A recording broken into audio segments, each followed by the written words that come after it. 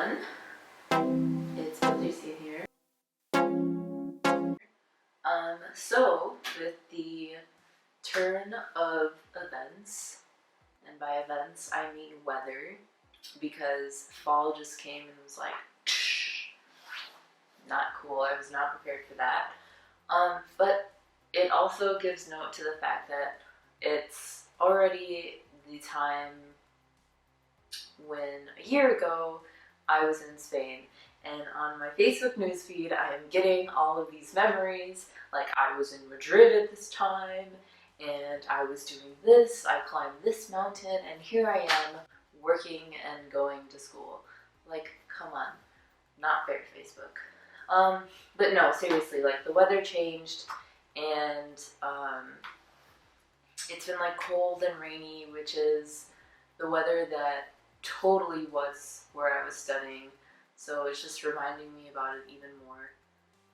So this video I'm going to dedicate to my study abroad experience, kind of like delve into why I studied abroad and like the process of studying abroad, because people think like it's this big daunting thing when it's just a big daunting thing with a lot of steps. A lot of people ask me why I studied abroad. I studied abroad in Bilbao, Spain. Bilbao is on the northern coast of the Basque Country, and for a lot of you probably have no idea what that is. It's okay. Like 90% of the population don't. I had no idea what it is until I went there. Or I found out about it. Basque Country is like its own little portion of Spain / France that primarily primarily has Basque culture there. So they call it Basque Country. It's like the northern part of Spain and the southern part of France. So in these parts, they're like super Basque pride. They will teach their kids Basque like forever. Some places only speak Basque and then the native language. So in Spain it would be Basque and Spanish, and in the southern France it would be Basque and French. And me saying speaking Basque is actually really incorrect, because their language is called Euskera. So they have Euskera and French, or Euskera and Spanish. Anyway, it's like one of the most complicated languages in the world to understand. It's just not similar to any other language. So they have this really big pride, yada yada yada. So I studied in Bilbao. It's a smallish city on the northern coast of Spain, and it's actually a port city. And it was a wonderful city. It was lovely. It was awesome. So why I decided to study abroad in general, that's where I'll delve into. Well, when I was picking what I wanted to do in college or where I wanted to go, I wasn't really keen on the fact of this whole spending $10,000 a year to dorm at a college, and my mom was not prepared to have me go away for college. I don't think I was prepared to go away for college, so I decided to stay here, save some money, and kind of studying abroad was my consolation for that. When I was in high school, there was a school trip that you could pay for. It was like this package with educational tours, and you'd spend your spring break in Europe. And a couple of my friends were going, and I really, really wanted to go, and my parents were like, no. Of course, this was like right after Taken had come out, and they'd of course just seen it, so they're like, yeah, Liam Neeson is not gonna go save you. And I was pretty upset. So my consolation was, well, in college I'm gonna go spend at least a semester abroad, because that's what I want to do. So that's one reason. Like in high school, that festered up. I didn't want to go away for college, and that was my escape. Also, too, I grew up in a Hispanic household. So I was exposed to Spanish like all of my life. Actually, when I was really little, that was like the only language I spoke. And then when I went to elementary school, everyone was like, let's speak English, and I totally fell for it, and I just wanted to speak English. So I lost my Spanish, and I was really upset about that.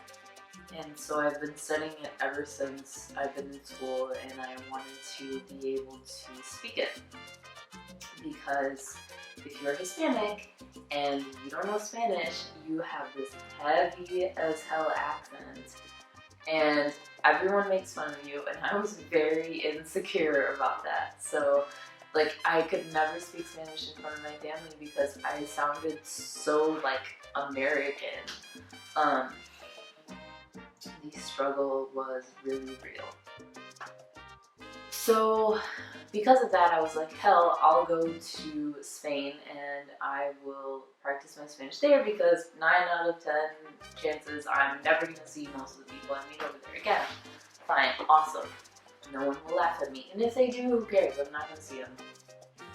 So yeah, that's another big reason I went, and I hustled down and I spoke Spanish. I learned Spanish, and I'm super proud of it, because now I can say I am proficient in Spanish on my resume, and that's awesome. I mean, knowing a second language is so empowering, and it's just so cool, because besides the fact that you could talk crap about other people in a different language, but I mean, you are just so much more of a help. Like in my job, a lot of people speak Spanish, and some of my coworkers can't communicate with each other because they just like there's just this miscommunication. So it's awesome that I'm able to do that. So thanks to studying abroad for me being able to speak Spanish. Yay. Besides Spanish language acquisition, that's awesome. I also wanted to learn about Spanish culture. Siestas sounded like an amazing nap time. Who doesn't love nap time? And it was an awesome experience. I got to experience the culture. I got to experience everything from siestas to pinchos, which are like tapas in Bilbao. And also I got to travel everywhere. I mean, I love traveling. I mean, I've always loved traveling, but like no one else in my family likes traveling. So I was stuck in this like rut of non-travelingness because no one else liked to travel. And of course, when you're 12, like I couldn't travel by myself. I didn't have a job. So I was just like, and imagined me being a great traveler one day. So I went to like everywhere in Europe. I went to London, Paris. I went to Paris, London, I went to Madrid, I went to Barcelona, I went to Granada, I went to Sevilla, I went to Poland, I went to Krakow, and Jesus Christ, I just went a ton of places, and it was so cheap and it was so awesome. I mean, being able to not only navigate yourself in a foreign country for 4 months, but like going somewhere that's like, I mean, it's okay, like I was familiar with Spanish, so most of it was pretty easy, but like, being able to transfer that and like figure stuff out in Poland was awesome. So traveling was a really big part of why I went abroad. That was kind of a huge and lengthy overview of the process of studying abroad and like picking where I wanted to go, why I wanted to go, like applying, all of that jazz. And I'd love to talk about my experience over there and delve into like my travels and more of my experiences. So if you want to hear about my experiences abroad and some tips if you are interested in going abroad, like the video or comment or whatever. My videos are for you guys, so if you guys have any specific questions like, oh, what should I take over there, or where's the best place to get this, or should I pick a host family or an apartment or stay in a dorm, yeah, just comment below, like the video, let me know, and I can answer any questions. I hope you thought this video was awesome and you learned a lot. I wish I would have had something like this to help me, not only in general, but from someone that was going to UIC, because UIC is like a super big system and they have all these processes, so it can be kind of overwhelming. So yeah, thanks for joining me today, and I will see you next month.